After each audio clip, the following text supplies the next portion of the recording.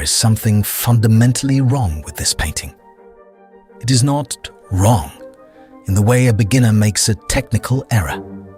It is wrong in the way a master magician performs an impossible feat of sleight of hand and then stands there, unnervingly calm, daring you to figure out how the trick was done. Édouard Manet painted this in 1882. It is titled A Bar at the Folies-Bergere, and it currently resides in the Court Gallery in London. It was the final major painting of his life, his testament to the world of art.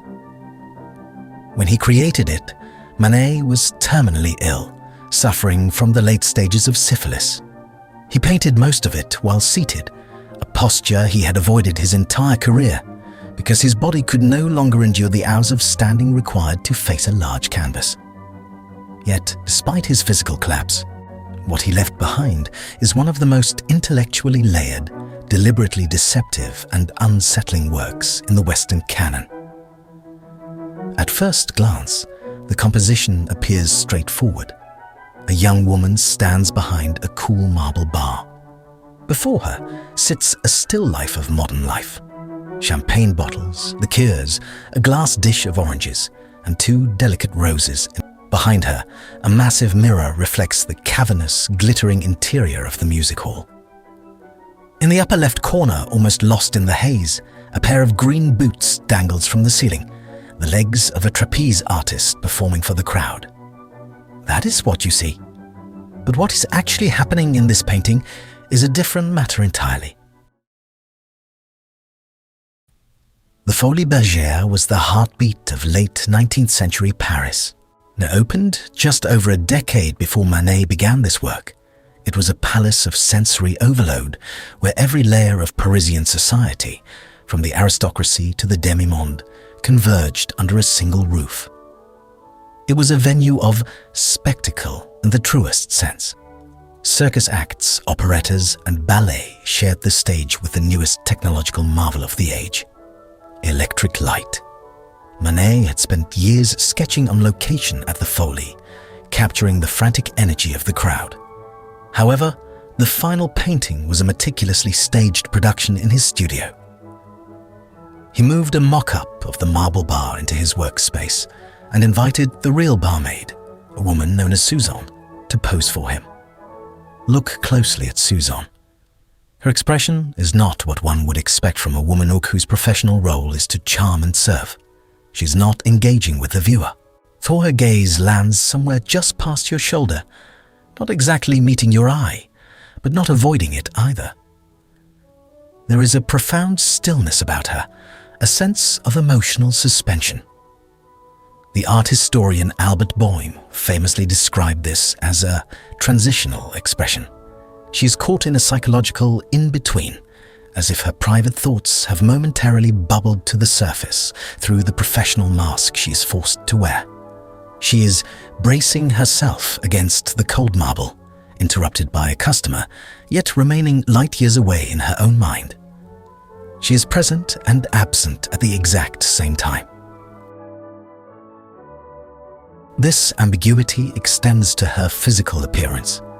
Look at her hands, specifically the fact that she is wearing no gloves. To a modern viewer, this means nothing. To a Parisian in 1882, it was a glaring social marker. Respectable women of any social standing never appeared in public without gloves. Art historian Griselda Pollock, a leading scholar on this work, argues that these bare hands signal a deliberate class ambiguity. Suzanne is dressed elegantly, a velvet bodice, lace at the neck, but she is not an aristocrat. She occupies the precarious, newly emerging space of the service economy.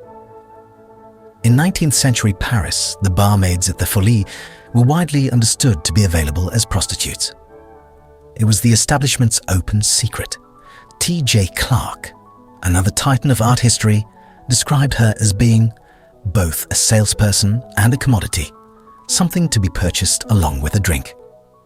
Manet punctuates this with a subtle visual clue: the dish of oranges on the bar. While modern viewers might see a simple still life, Fruit has a long, suggestive history in art, such as the medlar fruit used in 17th century Dutch Golden Age paintings to signify decaying morals and prostitution. More directly, the orange itself has deep historical ties to the sex trade in theatrical settings, tracing back to the infamous orange girls who sold fruit and themselves in 17th century English theatres. By placing them here, he suggests that Susan herself is just another item on the menu, categorized alongside the Bass Ale and the peppermint liqueur. While the social commentary is profound, it is the mirror that has kept historians in a state of perpetual debate for over a century. The entire background is a reflection. The glittering audience, the haze of smoke, the massive chandeliers, all of it exists in the glass behind Susan. But look to the right. Within that reflection, something impossible occurs. We see the back of the barmaid, but she is displaced, pushed far to the right of where she should be. Even more startling is the man in the top hat. He leans toward her reflection with an aggressive, purposeful intensity, appearing to place an order or make a proposition. In the reflection, Susan's body is angled toward him, seemingly engaged in the transaction.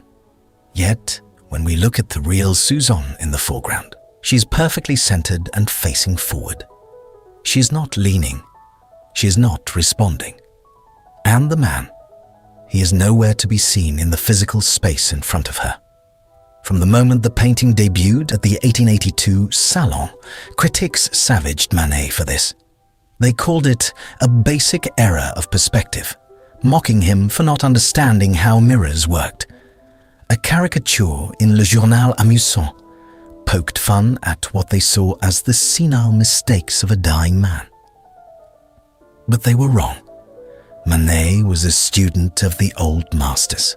He knew Velázquez's Las Meninas by heart, a painting that uses a mirror to play similar games with the viewer's position.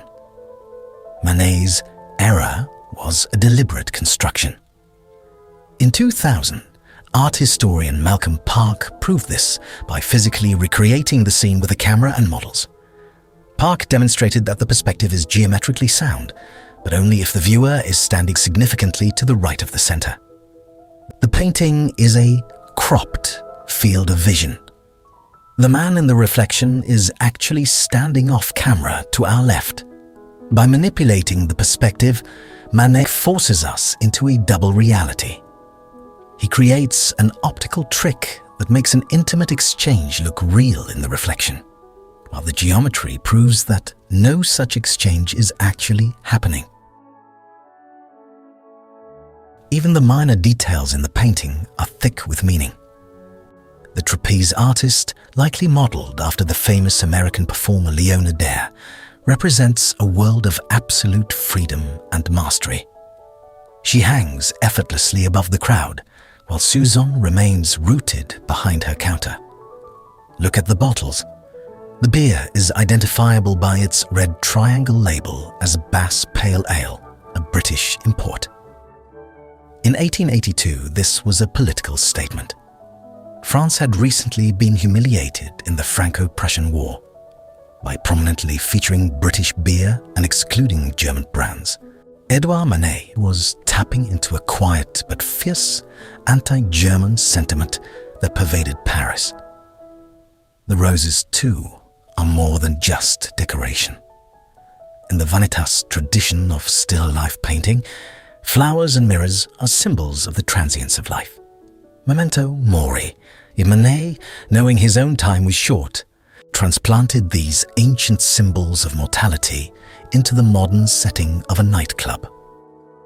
The woman with the opera glasses in the balcony, the shifting gazes of the crowd, the glittering chandeliers, all of it is evanescent. It is a world that is shimmering, beautiful, and about to vanish. Within a year of finishing a bar at the Folies-Bergere, Manet was dead. This was the final defiant act of a painter who had spent his life being mocked and misunderstood. Griselda Pollock called it one of the canonical images of modernist art history. And she is right. Manet created a painting that lies to you to tell you the truth. He painted a mirror that refuses to reflect reality, and a woman who refuses to be known. There is a specific kind of Parisian atmosphere, glittering, melancholic, and modern, that only this painting provides. If you'd like to have Suzanne's quiet, enigmatic presence in your own home, you can find museum-quality reproduction of this painting at our store viewcrypt.com. It's a beautiful way to support what I do here and allows me to stay independent and keep diving deep into the art that shaped our world. The link is in the pinned comment below. See you in the next one.